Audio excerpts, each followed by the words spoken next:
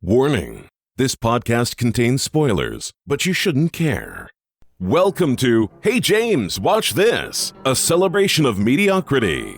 In this, and indeed every episode, Russ and Fry will try to convince their friend James why he should watch an absolutely unnecessary film. Hey James, Watch This. Hi everybody, welcome to Hey James, Watch This. I am James. I'm Russ. And I'm Fry. Gentlemen, last time we talked about King Arthur, and it was an easy sell, and I decided to watch it. And I have several pages of notes that I would like to go over before we get started with the next film. Several pages. Oh, where to begin? So, well, let's first off, did you enjoy watching it? Oh, yes. It was amazing. Compared to everything else we've watched on this show, it was by far my favorite film. All right.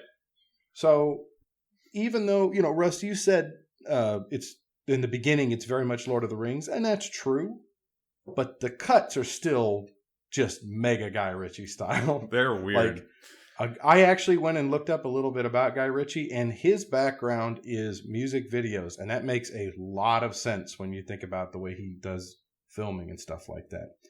And even though this movie is a little long, it's very efficient with its time. It doesn't ever really feel like it's wasting your time with anything. I mean, aside from the fact that the whole movie's unnecessary, but it's not really wasting your time from scene to scene, and it keeps you engaged. This is the only King Arthur movie that I've ever seen that has two ladies of the lake, one good and one bad. And that was incredible. Blink and you'll miss it for the good one, but that other one with kind of like the octopus lady, that was cool, and I enjoyed that. Guy Ritchie can't write women characters for anything, so I guess he just doesn't. But at this point, he doesn't try anymore. It's just like they're either forces of nature or mute. And also, this movie, Fry, I went and watched The Man from U.N.C.L.E. too, and I love that too. Man from U.N.C.L.'s a pretty good movie. I enjoyed it. I have a spurious and completely unresearched feeling that the very first incarnation of this was a remake of The Princess Bride. And I only have two things to back that up, and it's extremely probably wrong. The first one is Charlie Hunnam in this movie. I've seen him in a few other things, and I thought he was good, but nothing stood out to me, intensely. But in this movie, wow, he could be Wesley, huh? Like a Guy Ritchie sort of Cockney Wesley, easily with that hairdo. And the other thing is the giant rats. But it's probably not true. It's just something that I thought of. Also, Russ, you were very observant when you pointed out that they were wearing left and right shoes. Yeah, no, well done. I think you didn't need to go that far.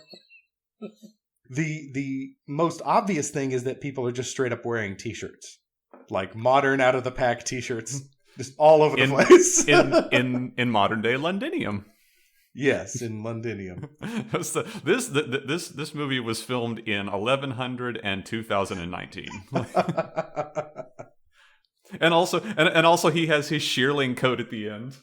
the genuine 1100 shearling coat. Your description of the regret about this not being a series, 100% agree. And it's incredible. It's funny you mentioned that, because you said earlier the economy of time and how it gets a lot of things done quickly. But I didn't want to see those things done quickly. Like there was. We're going to the Darklands. 2 minutes later, it's a good trip to the Darklands. Goose Fat Bill, Littlefinger's character. What's the actor's name? You'd think I would know this just off the top of my head, wouldn't you?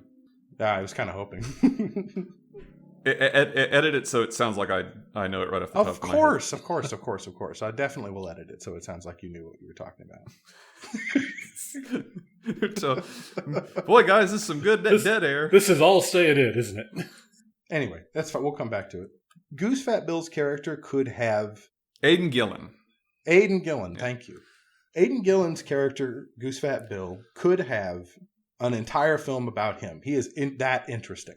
Like, what is this guy's deal? Yeah. And then he's like a sniper and a sneak and like all this cool stuff. And you're right, he does. And Fry, you were right. He does smirk throughout the whole movie, but I think he earns it in this movie. Oh, no, I didn't want to say those were unearned smirks by any means. Oh, no. Very much earned. Coined the term. Unearned smirks. You could have a great whole movie about him. Like, by the time this movie starts, he's already a legend for escaping so many times. Yes. Where's that movie? What all happened there? Yeah, that's what I'm saying. This character could have a whole film about him. A couple things, attention to detail. The sword, King Arthur's sword, is I forgot the name of the sword. Excalibur. I don't think it's ever mentioned in the movie, maybe like once. That sword is, at least it looks like Damascus steel. And that I thought it looked like Sting from Lord of the Rings. No, I mean, if you look at the actual metal on the sword, not the design of it, it looks like Damascus steel. That's where the striations come from. Oh. And it's thought that when swords were considered to be magic, that was probably the reason, because medieval people were, I thought magical swords came from meteor. That's only in Japan. Let's see here.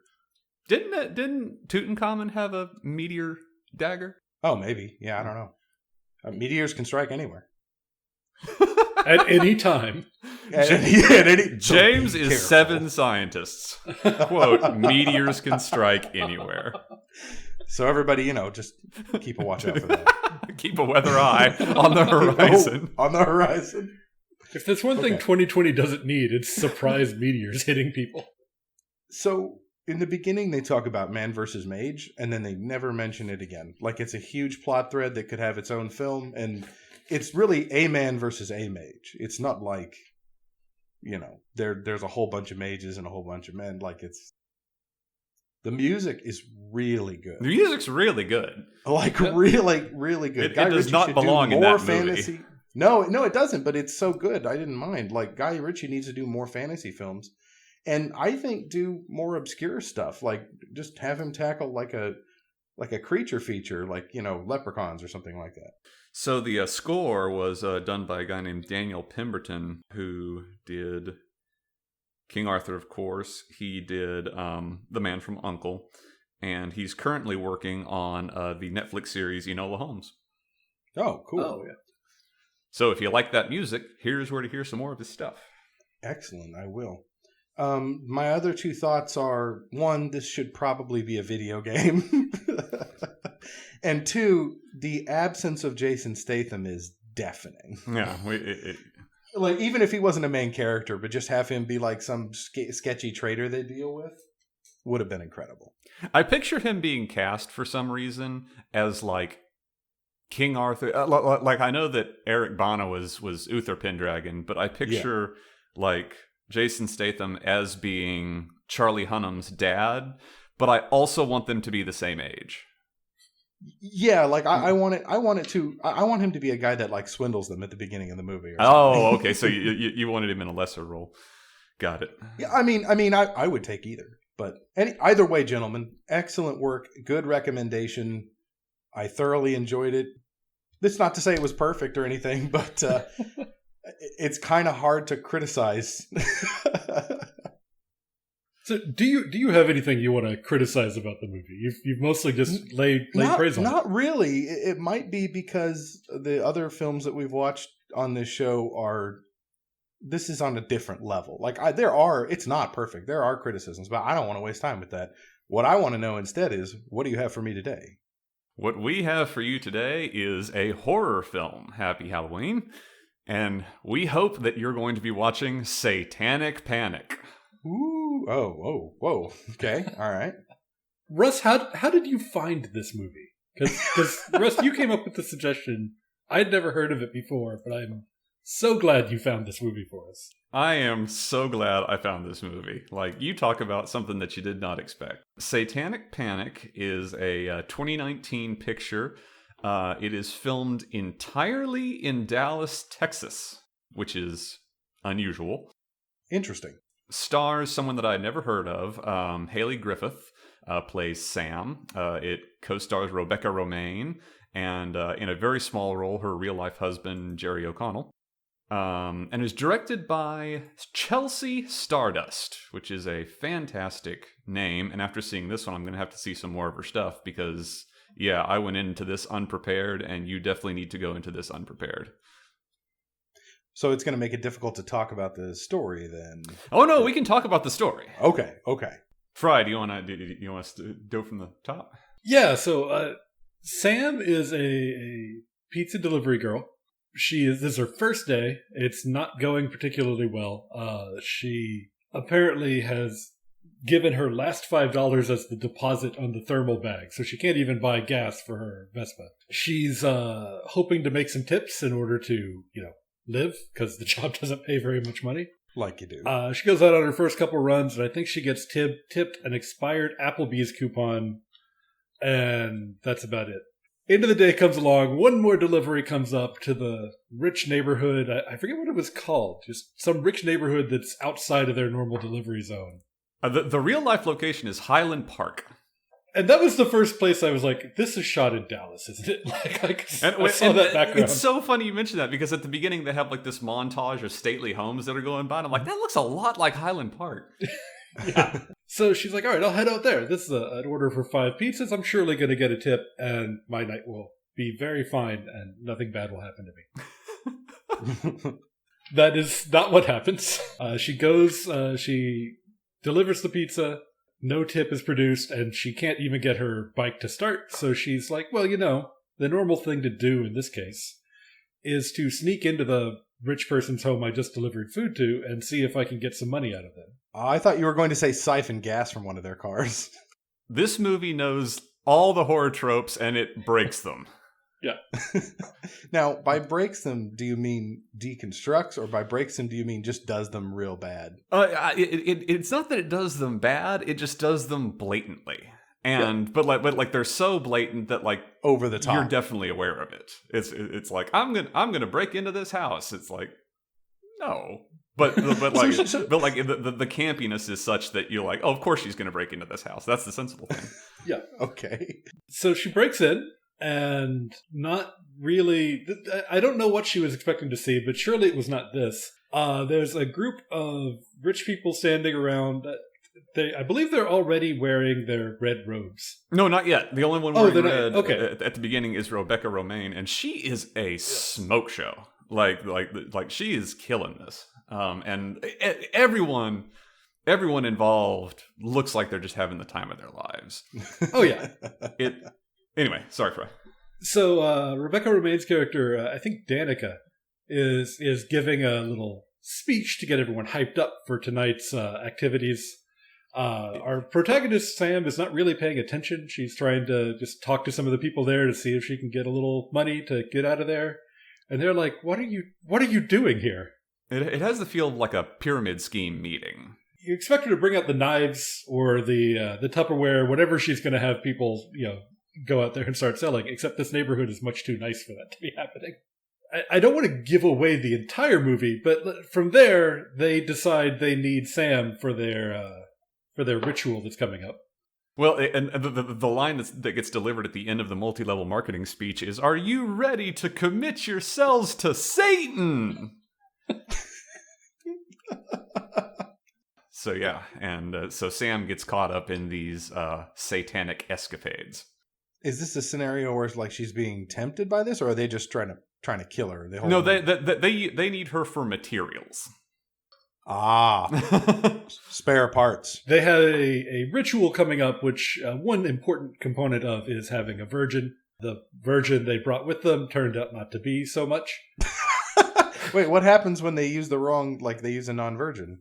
Well, they don't. It was originally, spoiler alert, supposed to be Rebecca Romaine's daughter that was going to be sacrificed. And then at the very first thing that happens in the movie is she intentionally loses her virginity. Okay. But don't worry, they find out Sam is a virgin, and we can continue as planned. Do you guys think it's weird that like some societies place this huge value on virgins, and yet they're always sought after by the dark power? Isn't that weird? Like, because it's supposed to be like this thing, symbol of purity or whatever, and then all of these societies, they're always like, oh well, the Dark Lord wants one. And it's like, no, I don't think he would. Convenient plot device. Yeah. Well, I can't remember where I heard this. It was Apparently, it probably through a meme now that I think about it. But like the term virgin blood originally meant something to the effect of blood that hadn't been used in a ritual before. Oh, as opposed to okay. like blood from someone who's never had sex. Yeah, that I think. Well, I mean, neither of them really make sense. I don't really know much about blood magic, but I'm not a thaumaturgist. Well, good news, because if you watch Satanic Panic, you will learn all there is to know about blood magic. There's so much to learn. There's many different spells are cast throughout the movie. At times using hair from someone, at times just having a bit of their old t-shirt. Really, anything that is connected to them can then turn out to be a channel for the magic. All right. Now, that said, before we go too far, I feel like you've got one idea of this movie. And when Sam escapes, the first house she goes to has what I think is the most memorable scene of the movie. Are you talking about the marital aid, Fry? I am indeed talking about the marital aid. I mean, you can really only use it the one time. So I don't know how much aid it is. I have to confess something before we go any further. Russ, when you asked me if I had seen this movie, I've seen so many crappy horror movies that I couldn't remember. So I did read the first sentence of a paragraph-long description before I went, and I looked at the cast. And I was like, no, I haven't seen this. I got the impression, although I'm starting to seriously doubt the outcome that I came to, that this movie might be one of those Christian film, like, then that's why you shouldn't be bad sort of morality movies. Oh, no. It's starting to sound like I was completely wrong. You could not be more wrong. Very wrong. Because the scene that Fry is referring to contains a strap-on dildo that doubles as a drill.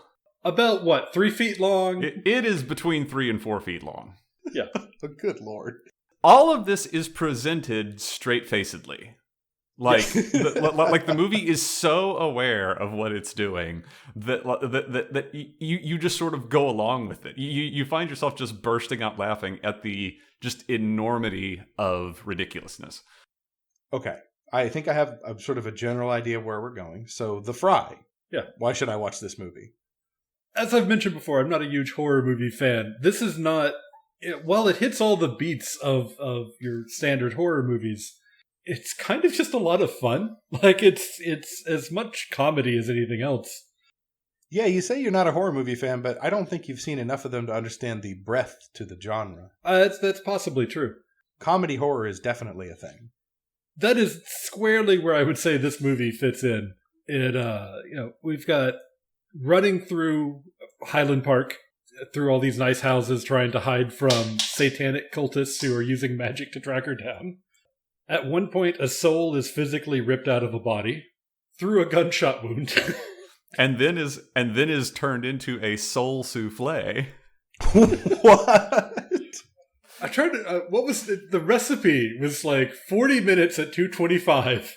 Wait, with some grave dirt packed with peppercorns and grave dirt. Yeah. But don't use the good casserole. But don't use the good casserole dish. Okay. And then this soul souffle is sent on a nefarious errand. It is launched from the casserole dish, and as it screams into the night, it goes. What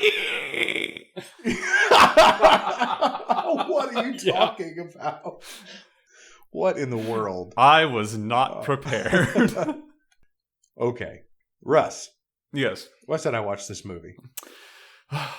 So, there's any number of things that I wanted to bring up with this, and it's big. The writing is tight as a drum. Like some of the lines in this, I'm going to save you whether you like it or not. Look what you made me do. I'm a feminist. Like, it's what? And like all of the your boyfriend's limp dick is gonna get us killed. The lines in this movie are just absolute perfection. From a philosophical standpoint, I love what they did with it in that it is the rich people are of course using demonic means to maintain their wealth and power as it goes. But the title echoes the actual, satanic panic of the 80s and 90s, when when everyone thought that, the running wild were cabals of devil worshippers that were, kidnapping children and all such like as that. They were playing Doom and D&D and... Yeah. But how wonderful this movie is now, coming out in 2019, and now it's not devil worshippers, so I think it's what, satanic pedophile. QAnon has the satanic pedophiles thing. Yeah. This could have been a QAnon conspiracy, actually. And I was reminded, and I replayed, rediscovered an incident that I had forgot had happened, and it was in 1985 when parents showed up at a daycare with a backhoe to dig up the school because a rumor had started that they were holding satanic rituals in tunnels underneath the school. And I was like, man, how stupid can people be? And I'm like, oh wait, that guy went to a pizza parlor with a gun because the pizza parlor was trafficking. Like, yeah, it's like, it doesn't, like, look how far we've come. Yeah. And running through the whole narrative is just this wonderful notion of money. And money is the cause of everything. It's the reason Sam gets a job as a pizza delivery girl. It's the reason that she has to break into the house. It's the reason she lost her last $5. And it got me to discover the work of a philosopher that I was not very familiar with named George Simmels, who does a whole lot on the philosophy of money. Because... originally, when stuff was just set up as a barter system, you better hope you have what the other guy wants. But now, when you introduce money into the matter... That'll be 18 turnips! No, I don't have any donkeys. Would you like a broom? But, once you get money into the mix, then anything can become anything. And so right.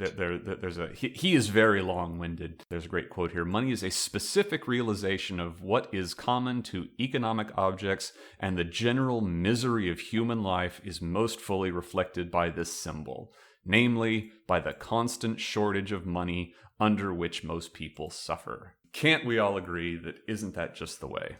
Yeah, it's very, very true, and way too serious for this show. Fry, make us laugh. Not to put you on the spot or anything. Let's see, how do I follow that?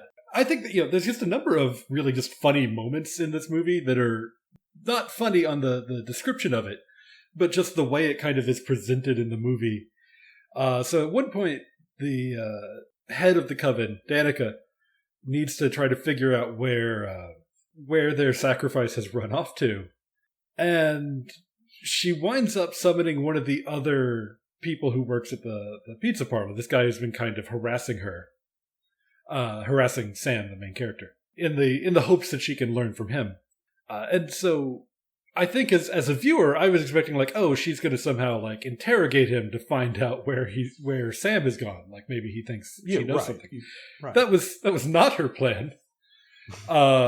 Instead, we are treated to through some sort of magical means, she removes his entrails from his body via his mouth, and then reads those entrails to determine... That's the place I would least likely have them pulled out from. She scries his guts. And then reads those guts to determine where Sam has gone hiding. Wait, is he dead before she does that? Or is he just screaming? He's pretty dead. He wouldn't be screaming. Oh, okay. I guess he wouldn't be screaming if they were coming out of his mouth, but, He's been given a couple keys of a white powder that he's told is cocaine, and then is definitely not cocaine. Ah, iocane. Yeah, so he's out of it. So she gets the guts out. She does the reading. She's like, "Oh, I know exactly where she is," and then she's immediately murdered by other members of her coven. Oh, good, perfect. So they're all working together in perfect disharmony. There's a little bit of sedition within the coven. That's the last thing you want. Fry, can we appreciate that in Rebecca Romaine's spell room, next to the jar of graveyard dust, there was a jar of financial panic? Yeah. What? It looks like potpourri. There's a little jar there that says here's this one, it's Eye of Newt, and here's this one, it's graveyard dust, and then it says financial panic. So my question then, Russ, is this movie trying to say something and kind of not being cohesive, or is it sticking to its message, or No, I don't think it's. I don't think it. There's definitely. I mean, you can't be, raised in America and not, have some idea of that. Oh, the devil worshippers are coming for you, kind of a thing, right? And so that trends under the whole thing, but it's presented very tongue in cheek. Okay, yeah, that's good. It doesn't sound like it should get too serious. Yeah, no, it never gets too serious. I think there's maybe one serious moment, and it's played off really well, and it's really good for character development. Okay, all right, interesting. So it sounds like at this point, the plot itself, I'm not too concerned about as far as where it goes from here, because I think we all know where it goes. The only question is whether or not the girl lives at the end. But I'm not too concerned about the plot. You mentioned the soul souffle, and then also the entrails being pulled out through the mouth. Yes.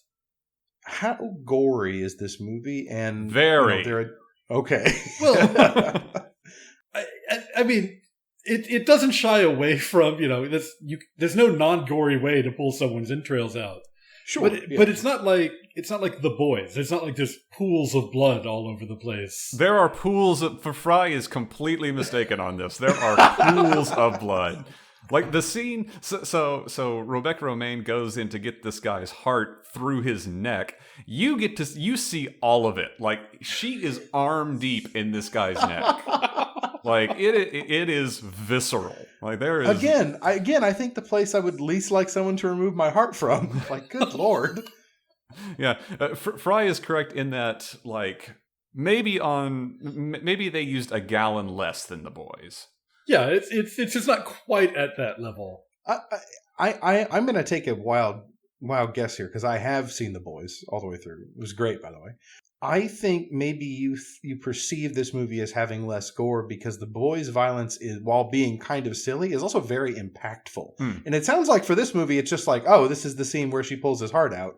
But it's not like you don't really worry about any of these characters because it's kind of silly, right? Yeah. Whereas in The Boys, you're like, oh no. So I'm guessing that might be why you perceive it as having less gore, even if they're about the same. That's probably accurate. Okay, fair enough.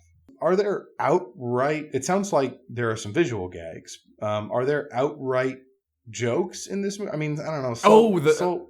So many jokes, okay. but they're all buried in the writing, and so it's like characters will just say offhanded things that it's like you're like, oh, that was an amazing line. Like at one point, they're arguing for leadership of the Coven, I think, and one lady goes, "Fascists get things done."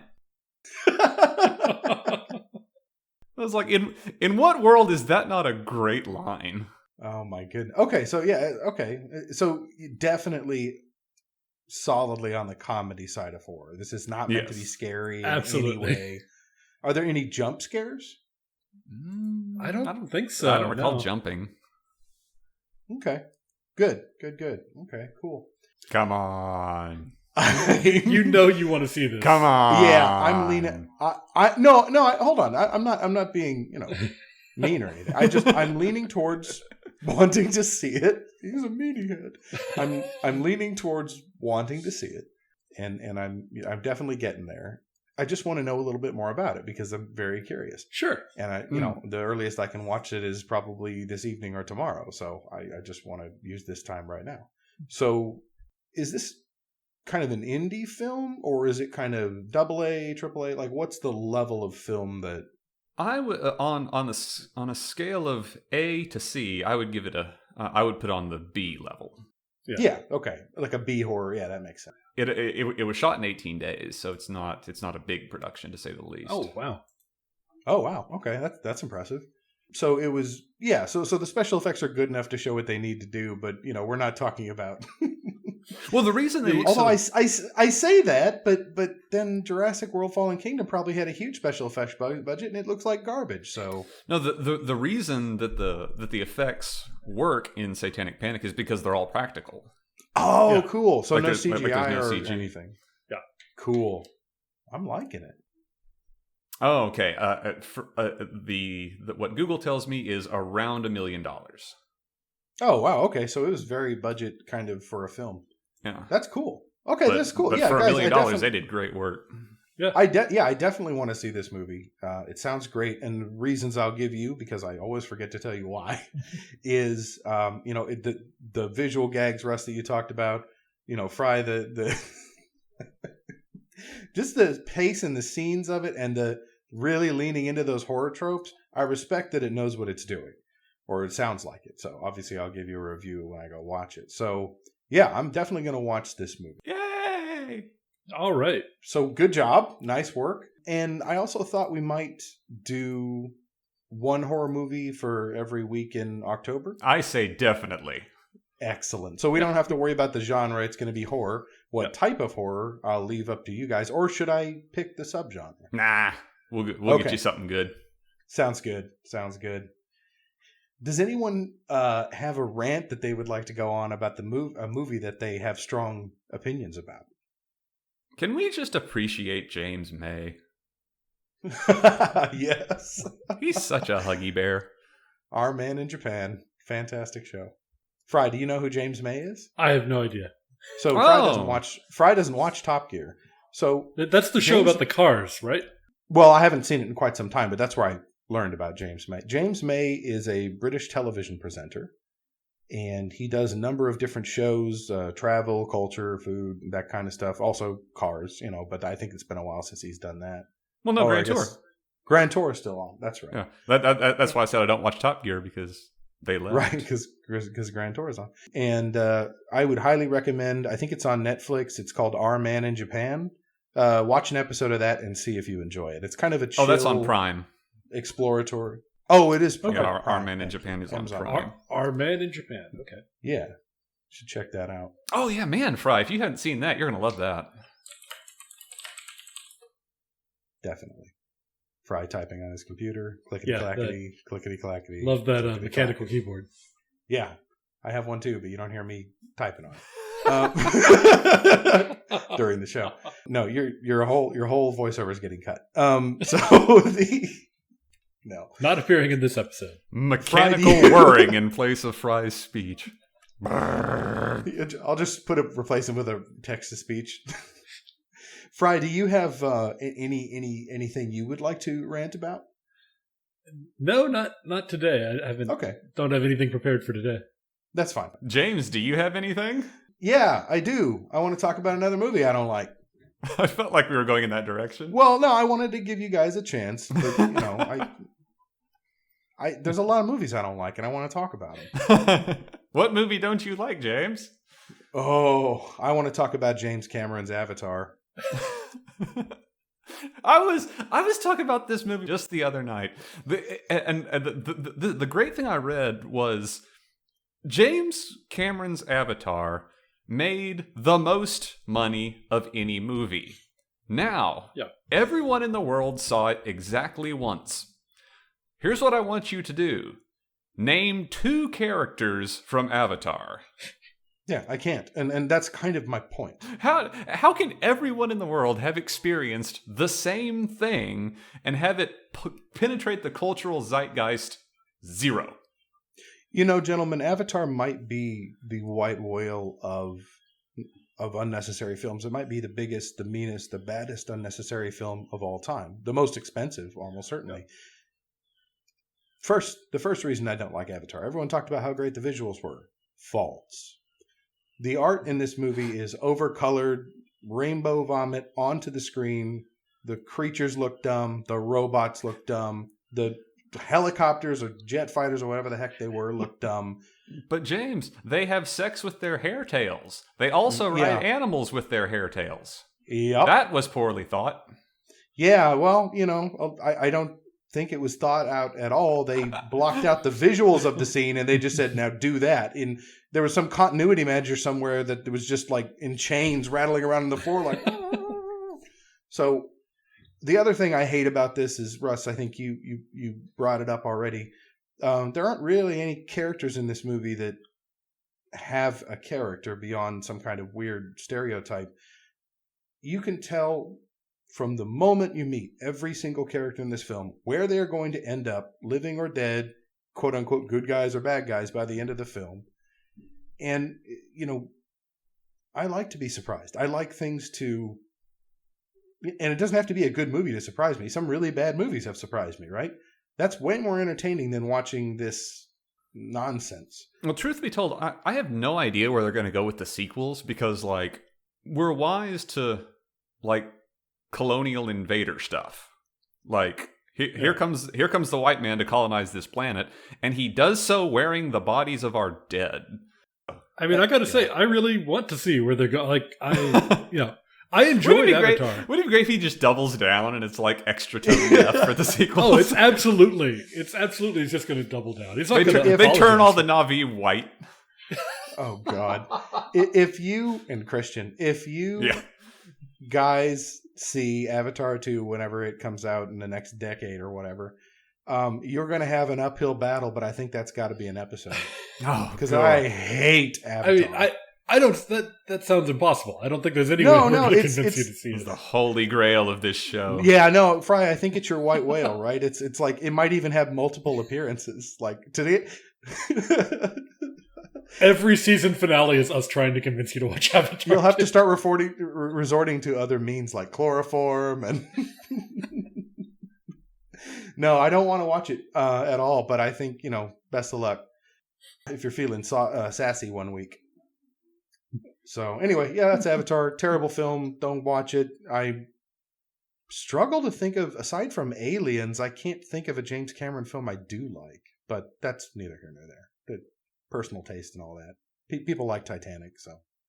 Yeah, wasn't that that's one of the previous films that made the most money in the world. So I think a few people like it. I saw Titanic and I didn't like it, but I don't hate it. Like I can see it's a film. It's a legitimate film. Avatar is just a bunch of colors blarfed onto the screen.